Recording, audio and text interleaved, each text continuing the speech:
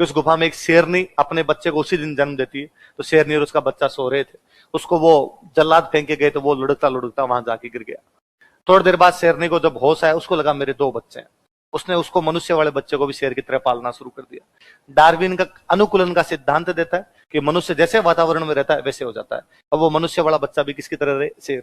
हाथों को पैर बना लिया, ऐसे ऐसे चले, गुर्राए, थप्पड़ मारे, जंगल का मांस जो है वो मांस कच्चा ही खा जाए। ये सब वहां चल रहा है उधर जंगल में। एक दिन पालीवाल ब्राह्मण पाली से बदायूं की तरफ जा रहे हैं अपना राजा लेने के लिए। रास्ते में बदायूं के जंगलों में उन्होंने देखा कि 5 शेरों की लड़ाई हो रही है। उनमें एक शेर उन बाकी 4 शेरों के झपट्टे मार रहा है और जीत रहा है उनके अंदर। पर वो एक शेर जो जीत रहा है वो मनुष्य है, लेकिन वो बर्ताव शेरों की तरह कर रहा है, वैसे ही चल रहा है, वैसे गुर्रा रहा है, मोटे मोटे दांत है, मोटे मोटे नाखून है उसके। वो तो बेचारे भागे वहां से। उन्होंने देखा इसने अपनी तरफ देख लिया, अपने खाए गए। भाग के आगे बदायूं गए। बदायूं के राजा कौन है? सेतराम जी। उन्होंने सेतराम जी को जाकर, सेतराम जी आपके जंगलों में हमने भयंकर कोतक देखा है। कोतक अचंबा है, अचंबा क्या कि वहां पे शेरों की लड़ाई हो रही, एक शेर आदमी है। सेतराम जी का मई मिला तुम्हें सुबह, ऐसे कैसे हो सकता है? अरे सर आपको उसकी सौगंध हमेशा देख के आए। सब चारों तरफ इधर उधर की बातें चल। किसकी सौगंध? किसकी कह सकते? सोना बाबू कोई हो सकता। तुम्हारे वही समझ आएगी इसलिए मैंने वो बता, और कोई सौगंध तुम्हारे समझ ही कहाँ आती है।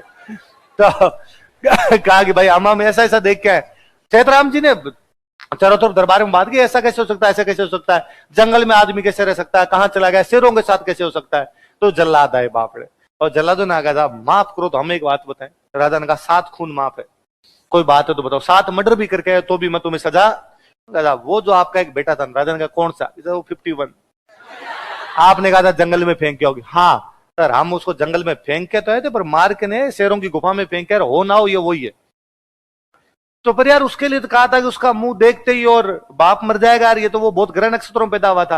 वो दाई आए, दाई ने कहा था ये जब बात बताई करे तो मैं कह दूं मैंने वो आधे घंटे बाद खिंची दिलाई, इसलिए ग्रह नक्षत्र चेंज हो गए होंगे। तो राजा को पता चला, तो राजा ने कहते हैं भेजे अपने बंदे, और बंदों को भेजेगा पकड़ के लाओ।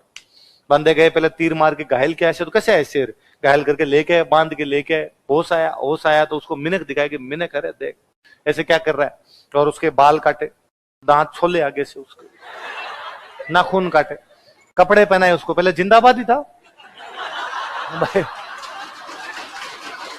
जंगल में उससे उसने कौन से कपड़े पहन रखे थे। फिर उसको थोड़ा यूं मांस वास चिकन विकन खिलाया कि ये क्या कच्चा खाता, रोस्टेड खा, मजे है इसको। थोड़ा बंदा ठीक हुआ। डार्विन का अनुकूलन का सिद्धांत है, जैसे में रहेगा वैसा हो जाएगा। अब वो आदमियों में रहता तो क्या हो गया। इतने में पालीवाल ब्राह्मण आगे बंगाल की तरफ से बिजनेस करके वापस आए। सेतराम जी का, सेतराम जी हम एक बात बता गए थे। सेतराम जी ने थैंक यू यार, मैंने उस दिन गुस्सा किया फालतू में आप लोगों पे, वो तो यार मेरा बेटा ही है। क्या बात करते हो? कहा उनका ये बेटा? अरे ये खाता नहीं है। नहीं कभी कभी गुर्राता है। अब सेतराम जी ने पूछा कि यार मेरे लायक कोई सेवा हो तो बताओ। उन्होंने कहा सर हम तो आपके पास ही आ रहे थे कि हमारे को राजा चाहिए, हमारे पास लूटपाट होती है, रक्षा करने वाला कोई चाहिए। सेतराम जी ने कहा भाई मेरे खूब सारे राजकुमार है, किसी को भी ले जा सकते हो। उनका किसी को नहीं, वो सिंहों के साथ रहा था इसलिए उसका नाम है सिंहा। क्या नाम है? वो यहां पर आता है, खेड़ू को अपनी राजधानी बनाता है। एक गायों की रक्षा की एक लड़ाई में बिट्ठू में लड़ता हुआ मारा जाता है। बिट्ठू के अंदर उसकी क्या है? छतरी। तो राजस्थान में राठौड़ों का संस्थापक कौन था बाद में? कहां से आया था? बदायूं से। किसकी सहायता के लिए आया था? राजधानी कहां बनाई? छतरी कहां पर है? ऐसी एक फोटो राव सिंहा की जोधपुर के किले में लगी थी। जोधपुर के किले में एक फोटो है जिसमें 5 शेरों की लड़ाई हो रही है, उनमें एक शेर बाकी 4 शेरों को मार रहा है। कालांतर में एक अंग्रेज जोधपुर के किले में 3 साल तक लगभग रुक के गया, खूब दिनों तक यहाँ पे रुक के गया। 3 साल एग्जैक्टली अवधि मुझे याद नहीं, पर कई दिनों तक यहाँ पे रुक के गया।